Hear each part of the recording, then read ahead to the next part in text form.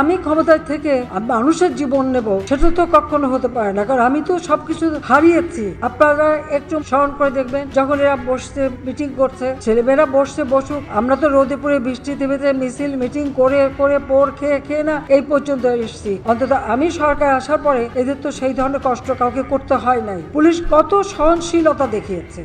আমি ক্ষমতায় থেকে মানুষের জীবন নেব, সেটা তো কখনো হতে পারে না, কারণ আমি তো সবকিছু হারিয়েছি। আর আমার নিজের জীবনটাও তো আমি জানি।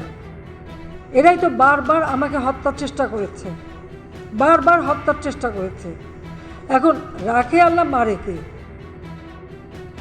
আল্লাহ বারবার আমাকে বাঁচিয়েছে। আমি সবসময় বলছি যে নিশ্চয়ই আল্লাহ কোনো কাজ আমাকে দিয়েছে, সেই কাজটুকু সম্পন্ন না হলে আল্লাহই আমাকে রক্ষা করবে। আবার সেই সাহস নিয়ে তো আমি কাজ করে গেছি। ওই রকম গ্রেনেড হামলা বা ওই রকম বিশাল বোমা, সরাসরি গুলি, এটা দেখার পরে কতজন নামতে পারে। আমি তো কখনো ভয়ও পাইনি, পরোয়া করিনি যে আমাকে এই দেশের মানুষের জন্য কাজ করতে হবে, মানুষের জীবন মান উন্নত করতে হবে। এবং আমি দাবি করতে পারি সেটা করেছি। এমনকি যেটা আমি লক্ষ্য স্থির করেছিলাম, 2021 সালের মধ্যে বাংলাদেশকে একটা জায়গায় নিয়ে আসবো, আমরা বাংলাদেশকে উন্নয়নশীল দেশের মর্যাদা এনে দিয়েছি। আজকে সারা বিশ্বব্যাপী বাংলাদেশের যে ভাবমূর্তিটা, এই মিথ্যা অপপ্রচার চালিয়ে চালিয়ে আর এই সমস্ত জঙ্গিবাদী ঘটনা ঘটিয়ে আজকে সেই মান সম্মান সব নষ্ট করে দিচ্ছে। তো এটার বিচার আমি জনগণের কাছেই দিচ্ছি, জনগণের দিচ্ছি। এমনভাবে পোড়ানো, সে গাজায় যেভাবে হাসপাতালে বোমা হামলা করে ধ্বংস করা, যেভাবে শিশু হত্যা করা, মানুষ হত্যা করা, ঠিক সেই একই ঘটনার জন্য এখানে ঘটনা হচ্ছে। আল্লাহ বারবার আমাকে বাঁচিয়েছে।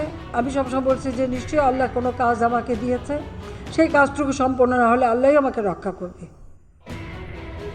আবার সেই সাহস নিয়ে তো আমি কাজ করে গেছি। ওই রকম গ্রেনেড হামলা বা ওই রকম বিশাল বোমা, সরাসরি গুলি, এটা দেখার পরে কতজন নামতে পারে। আমি তো কখনো ভয়ও পাইনি, পরোয়া করিনি যে আমাকে এই দেশের মানুষের জন্য কাজ করতে হবে, মানুষের জীবন মান উন্নত করতে হবে। এবং আমি দাবি করতে পারি সেটা করেছি। এমনকি যেটা আমি লক্ষ্য স্থির করেছিলাম, 2021 সালের মধ্যে বাংলাদেশকে একটা জায়গায় নিয়ে আসবো, আমরা বাংলাদেশকে উন্নয়নশীল দেশের মর্যাদা এনে দিয়েছি। আজকে সারা বিশ্বব্যাপী বাংলাদেশের যে ভাবমূর্তিটা, এই মিথ্যা অপপ্রচার চালিয়ে চালিয়ে আর এই সমস্ত জঙ্গিবাদী ঘটনা ঘটিয়ে আজকে সেই মান সম্মান সব নষ্ট করে দিচ্ছে।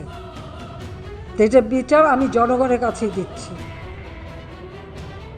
জনগণের দিচ্ছি। এমনভাবে পোড়ানো, সেই গাজায় যেভাবে হাসপাতালে বোমা হামলা করে ধ্বংস করা, যেভাবে শিশু হত্যা করা, মানুষ হত্যা করা, ঠিক সেই একই ঘটনার জন্য এখানে ঘটনা হচ্ছে।